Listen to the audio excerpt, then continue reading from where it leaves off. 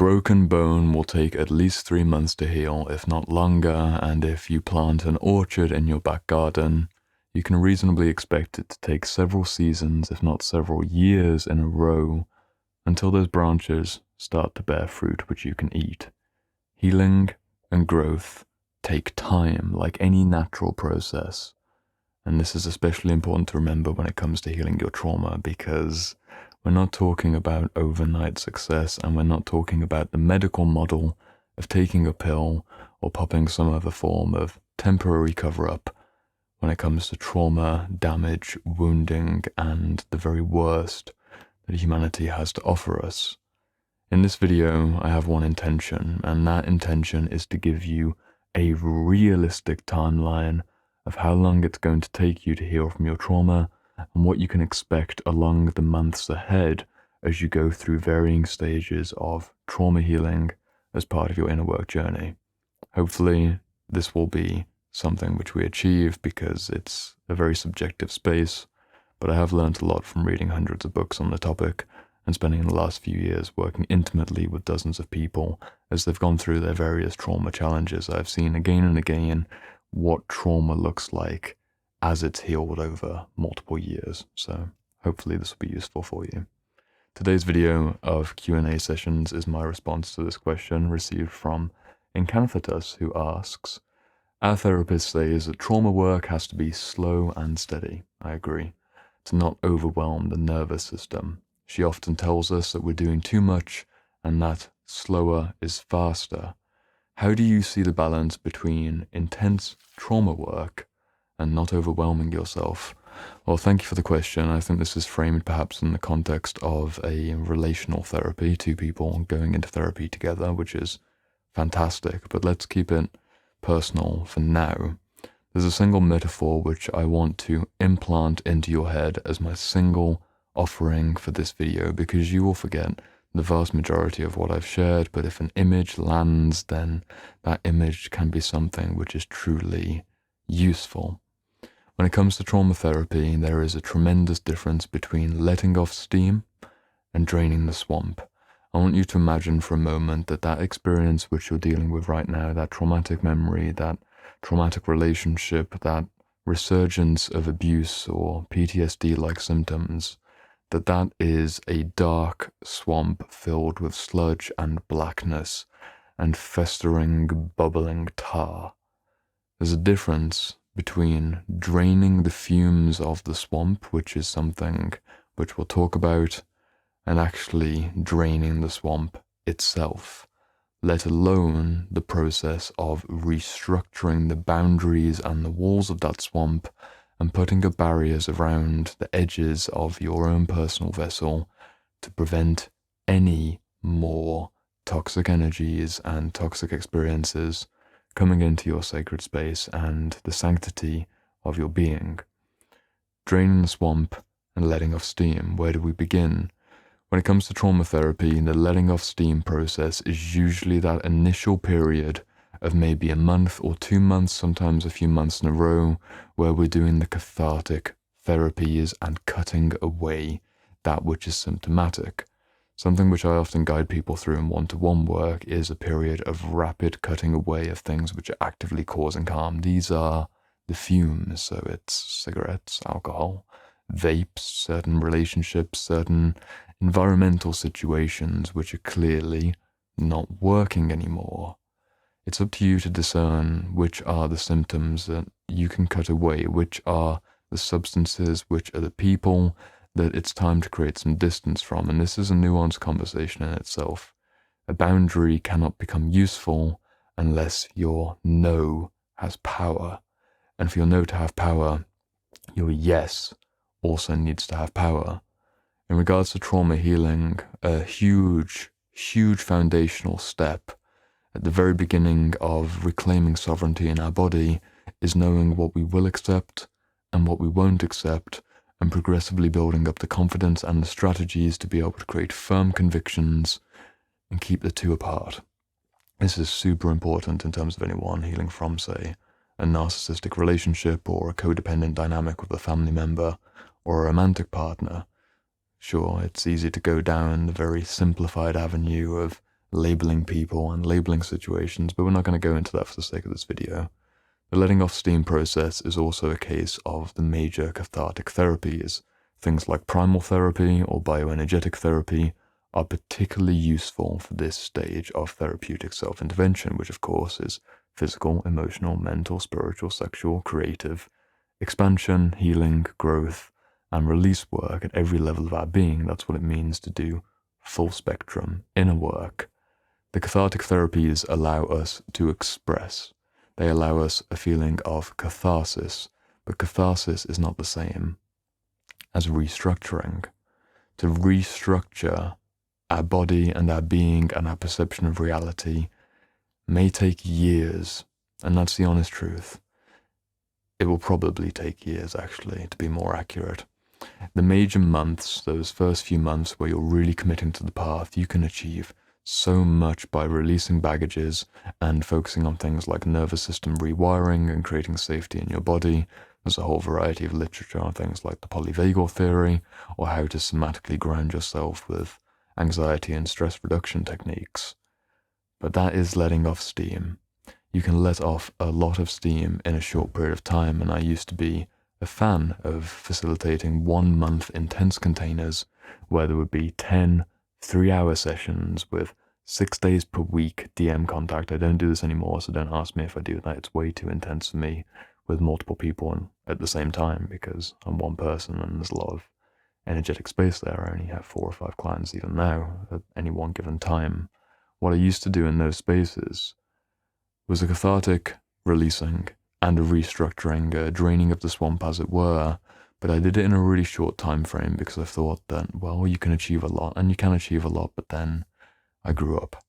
It was a bit of an overcompensation to what I saw as the traditional therapy route, where it's multiple years of weekly sessions and weekly repetitions. Excuse me if the neighbor's engine noise is going off. I've waited an hour to film this video and it's back on, but God bless him and he can do whatever he wants on his van on the weekend. The point about long-term trauma therapy really didn't resonate with me. I thought it took way too long, and I tried to overcompensate by making it something which could happen almost overnight. In terms of a lifespan, a month is very much an overnight experience. The ultimate resolution is somewhere in between. What I believe will work for you as you're healing your trauma therapy is a realistic view of how much can be done in just a single year of focused inner work. I have put out a 52 episode series where I hold up at least 1 book every episode, often 2 books every episode, to support you in 1 year of dedicated inner work. I think you can get a lot done, but I don't think you can do everything in just 1 year. 80% is a good metric to aim towards, and this will be the letting off the steam and the progressive draining of the swamp through full spectrum, psychological and somatic inner work on your own, with a book, perhaps with professional support, but taking it slow. But time does not heal all wounds by itself. It's a lie to believe in that. You've learnt firsthand that when you're focusing on healing a toxic relationship or the memory of something which was difficult, if you haven't focused on healing that directly, several decades could go by and you're still receiving nightmares. Time is not the salve. Time and focus and consistent attention is the medicine. A point that I made in a recent video about how to heal yourself for a very fractional rate compared to therapeutic traditional intervention, I'll link this up over here, is that you need focus and you need time combined together. I want to return to it here because it's truly the central point of healing from dark, traumatic experiences.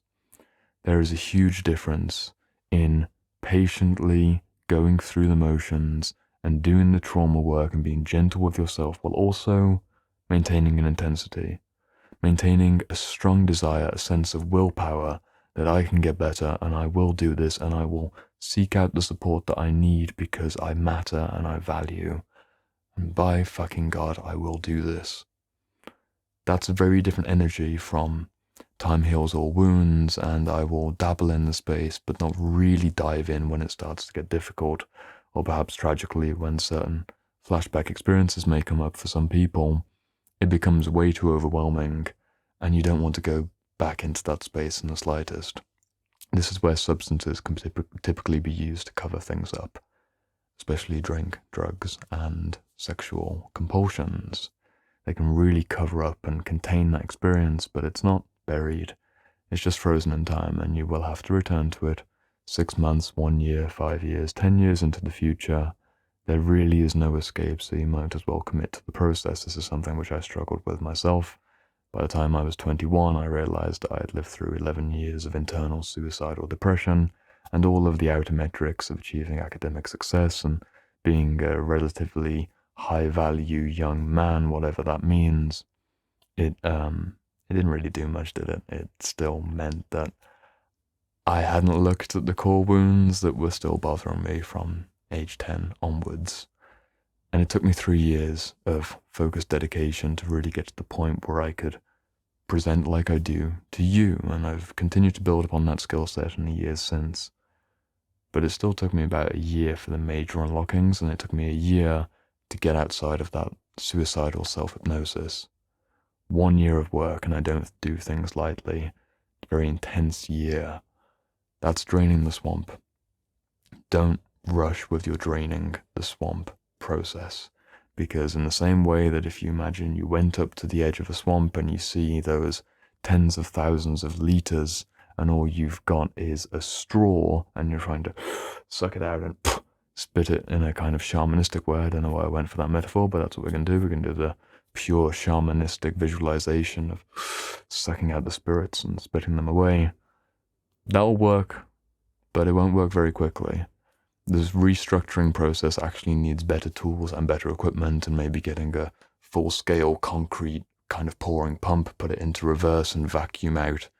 It'll still take many weeks and many months, and especially if you get clogs and blockages along the way, you're going to have to go into your pipe and kind of chimney sweep that blockage out, and then back in, and then chimney sweep it out, and then it breaks and you need a replacement. And at different times in your journey, a friend may appear, a mentor may appear, a teacher may appear in a book or in everyday reality, and they'll put in a tube for you, with your consent, of course. Unless, we won't go into that. Some people might like having tubes put into their swamp non-consensually. I don't think that's something that we should encourage. The metaphor hopefully lands in your imagination, and I also want to re-emphasize that I don't want you to believe yourself to be a toxic swamp that needs draining.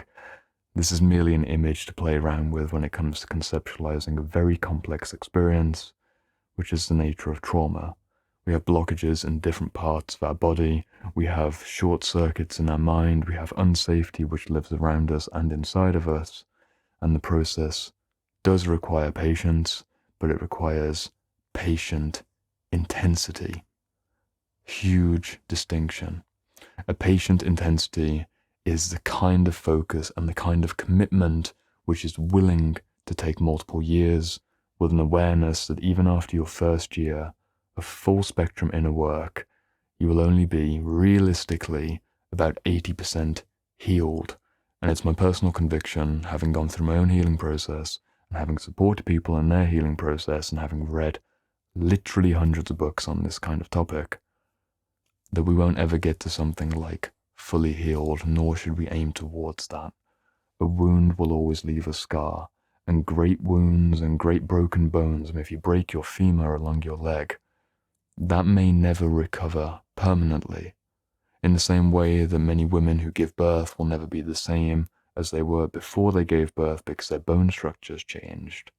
That's what trauma does to us, but it need not be a death sentence, and it need not be a reason to lose hope.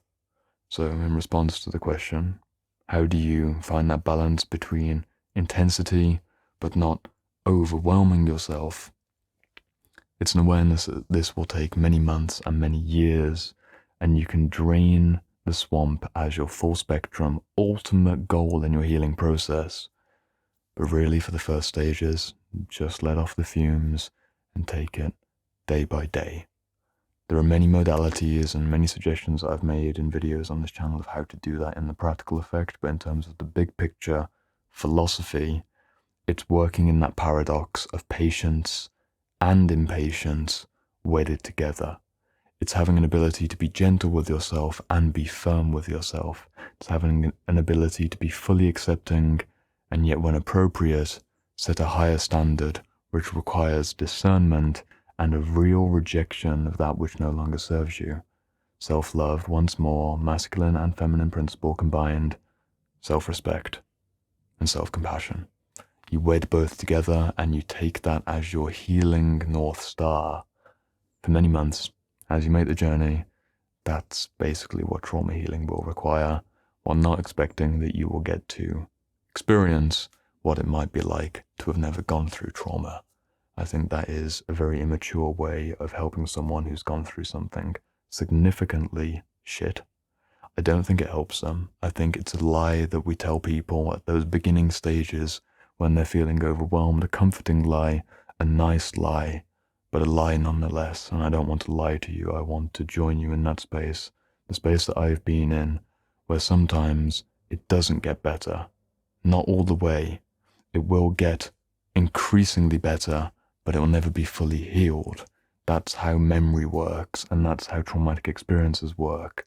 But I guarantee that you will find ways to regain inner serenity and a peacefulness of the heart and a joy of the soul, to get metaphoric and to get, I suppose, a little bit spiritual, as you continue along that process and realize who you are beneath the traumatic baggage that you're progressively releasing and leaving behind you.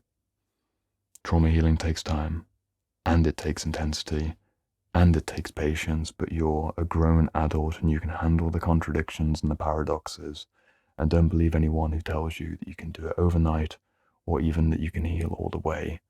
It's very usually a bit of a spiritual bypass or an overcompensation, or perhaps someone that hasn't gone through a particularly dark experience or is maybe using that narrative as a way of providing a temporary comfort mechanism before going into a deeper stage of awareness that will emerge from their shadow even just a week into the future.